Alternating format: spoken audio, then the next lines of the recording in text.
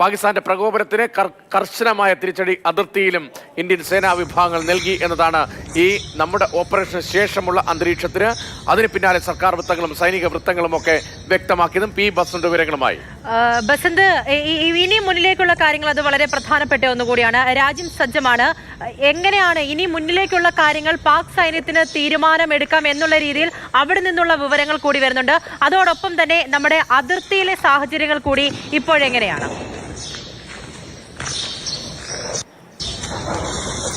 പാകിസ്ഥാന്റെ ദേശീയ സുരക്ഷാ സമിതി യോഗത്തിന് ശേഷമാണ് പാകിസ്ഥാൻ സൈന്യത്തിന് തിരിച്ചടിയുമായി ബന്ധപ്പെട്ട എല്ലാ നടപടികളും എടുക്കുന്നതിനുള്ള സ്വാതന്ത്ര്യം നൽകിയിട്ടുള്ളത്. പാകിസ്ഥാൻ പ്രധാനമന്ത്രി ഷഹബാസ് ഷെരീഫ് നാഷണൽ അസംബ്ലിയെയും അതോടൊപ്പം തന്നെ രാജ്യത്തെയും അഭിസംബോധന ചെയ്യുമെന്ന് വ്യക്തമാക്കിയിട്ടുണ്ട്.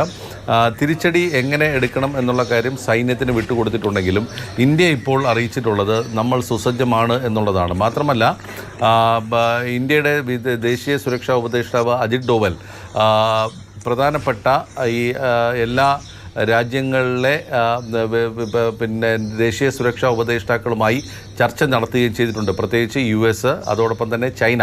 അതിലേറ്റവും നിർണായകമായിട്ടത് ചൈനയുടെ ദേശീയ സുരക്ഷാ ഉപദേഷ്ടാവ് കൂടിയായ സ്റ്റേറ്റ് കൗൺസിലർ വാങ് ഈയുമായിട്ടുള്ള ദേശീയ അജിത് ഡോവലിൻ്റെ ചർച്ചയാണ്. അതിൽ പ്രധാനമായും പറഞ്ഞത്, ഞങ്ങൾക്ക് ഈ സംഘർഷം മുന്നോട്ട് കൊണ്ടുപോകാൻ താല്പര്യമില്ല, ഇത് ഇവിടെ വെച്ച് നിർത്താൻ തയ്യാറാണ്. പക്ഷേ പാകിസ്ഥാൻ അത് തിരിച്ചടിക്ക് തയ്യാറാവുകയാണെങ്കിൽ അത് ഏത് തലത്തിലേക്ക് വരെ കൊണ്ടുപോകാനും ഞങ്ങൾ തയ്യാറാണ് എന്ന് വാങ്ങിയെ അറിയിക്കുകയും ചെയ്തിട്ടുണ്ട്.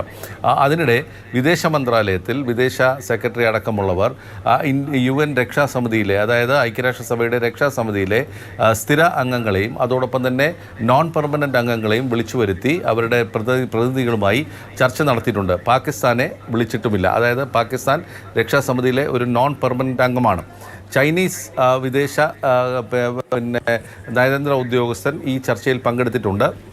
ഇന്നത്തെ സാഹചര്യങ്ങൾ, അതായത് അവിടെ നടന്ന വ്യോമാക്രമണത്തിൻ്റെ വിവിധ വശങ്ങളെക്കുറിച്ചുള്ള വിവരങ്ങൾ ഈ രക്ഷാസമിതിയിലെ അംഗങ്ങളെ ഇന്ത്യ അറിയിക്കുകയും ചെയ്തിട്ടുണ്ട്. അതിർത്തിയിലാകട്ടെ, അതായത് നിയന്ത്രണ രേഖയിൽ പാകിസ്ഥാൻ വെടിനിർത്തൽ കരാർ ലംഘനം നടത്തിയിട്ടുണ്ട്.